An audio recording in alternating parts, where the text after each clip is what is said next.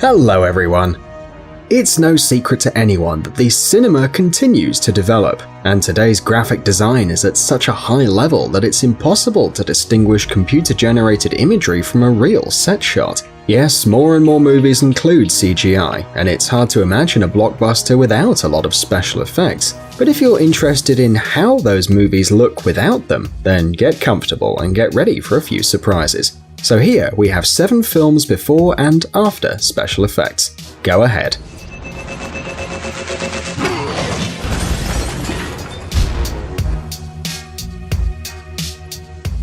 Game of Thrones. Attention, spoilers. If you haven't seen the 7th season of Game of Thrones, it's best to fast forward the video to the next movie or close your eyes and cover your ears for a couple of minutes. You ready? It's time to remember the incredible scene of the attack on the Lannister troops in the 4th episode of the season. If you saw the series, you'll remember the epic moment when a horde of Dothrakis, supported from the air by one of Daenerys' dragons, destroyed the Lannister army. It is said that these scenes were the most difficult to produce because, with the exception of the flying dragon, most images were recorded in real life. Yes, you heard me right. The creators of the series took the time to burn several doubles and explode the wagons with carefully placed explosives. The extras also worked the best they could, and look at the amount of fake ash that the specialists threw into the field to recreate the burnt earth. But we've moved away from the most important thing, since the cherry on top of this dessert is, of course, the dragon. In this case, the developers used several technical tricks to recreate the presence of a huge mythological dragon in the recording set.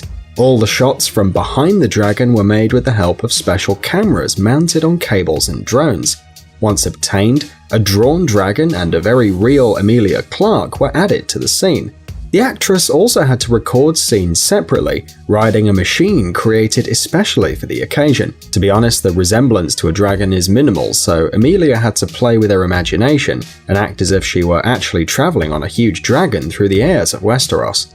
Around the actress, there were not even fake clouds. The whole scene was filmed on a green background. A similar situation was experienced in the 6th episode of the season, where Daenerys and her dragon managed to save Jon Snow and his team. After the traditional indoor recordings, Emilia was able to participate in the open field scenes with the other actors, on an island in the middle of a frozen lake. But, as it were, you can see the dragon's huge green back. Exactly that was the point at which the protagonists were running, trying to save themselves from the army of the dead. Attraction.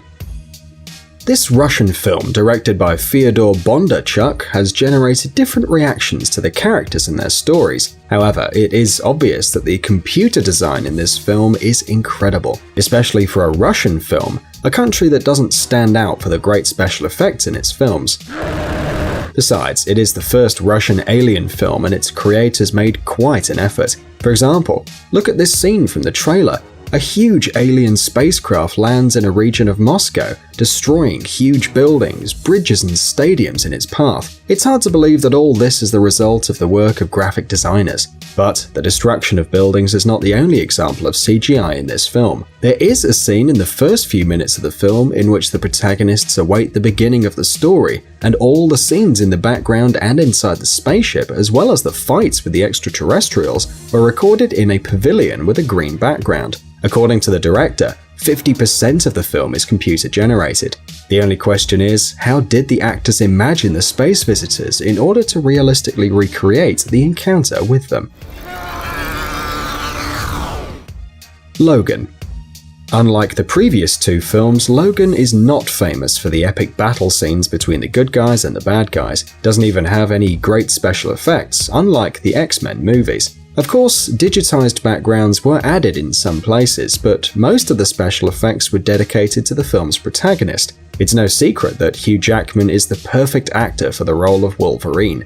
But even the physical resemblance doesn't allow the actor to regenerate himself as the superhero, let alone use his adamantium claws. All this is possible thanks to the use of the CGI. In addition, the 18 classification of the film allowed us to enjoy decapitations and extractions of realistic and quite bloody bullets. By the way, some special effects were also used to give life to Laura, Wolverine's little clone, allowing her to have the same claws as Logan and throw herself at enemies with the same ferocity.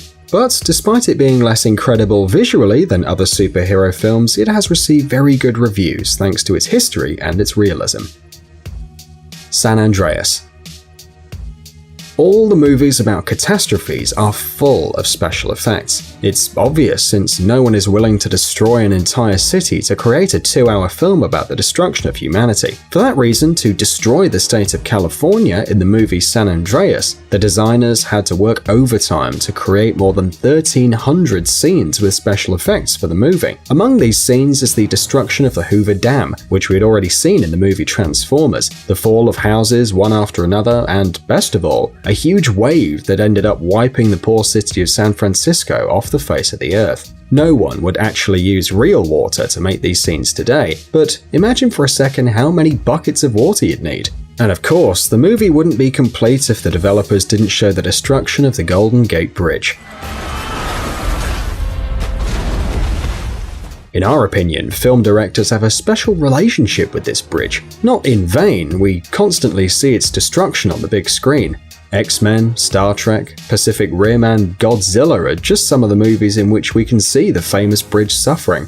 But the artists of the film in San Andreas made an effort to achieve very realistic scenes of destruction, combining between 4 and 15 images from the same place, mixing computer-generated images with real photographs, and performing all kinds of cinematic tricks. But the most amazing special effect of the film is Dwayne Johnson, who played his first dramatic role in this film, and his acting skills are pretty impressive, don't you think? Spider-Man: Homecoming. Superhero movies don't surprise anyone anymore, and special effects have been a commonplace for a long time. But what would you think of a movie about a comic book character without CGI, and moreover without a stuntman for the main character? Yes, it's true. Tom Holland in the latest Arachnid hero movie did all the tricks you see on screen on his own. Of course, they protected him with cables and green carpets on the floor, but all the turns and jumps were made by the actor himself.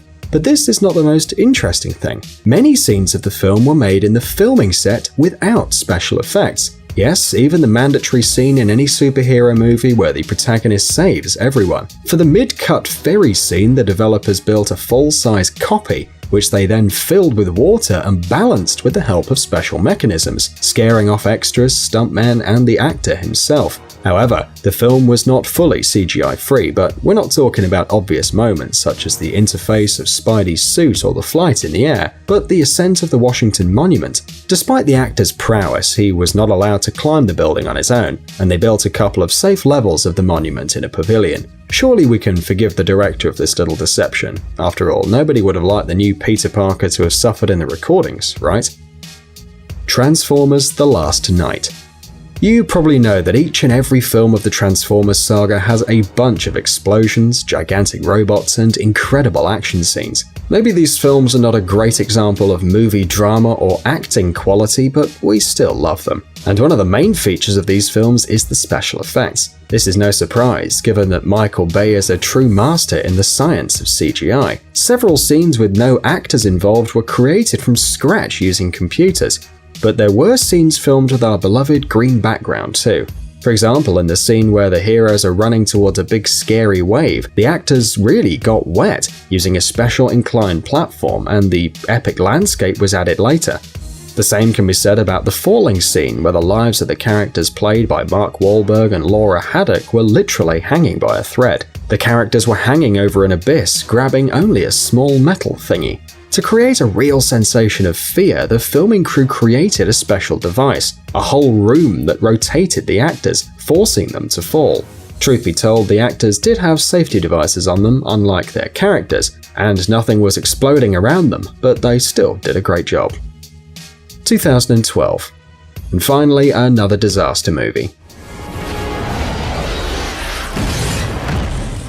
Okay, we admit we really do like this genre. In addition, there's nothing better to create special effects than situations of general, real chaos. In the film 2012, there are plenty of them. More than 500 scenes filled with various destructions and natural disasters can impress even skeptics.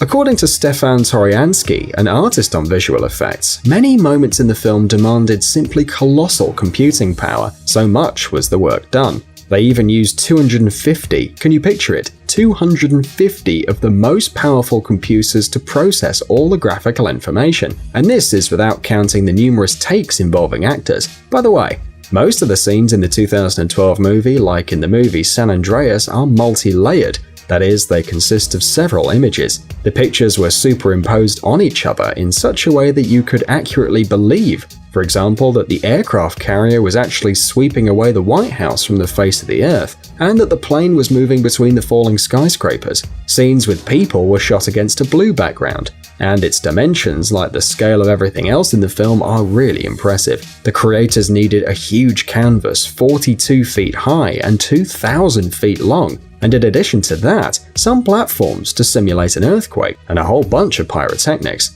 So if you want to spend an evening looking at the massive destruction of mankind, this is the film that you need.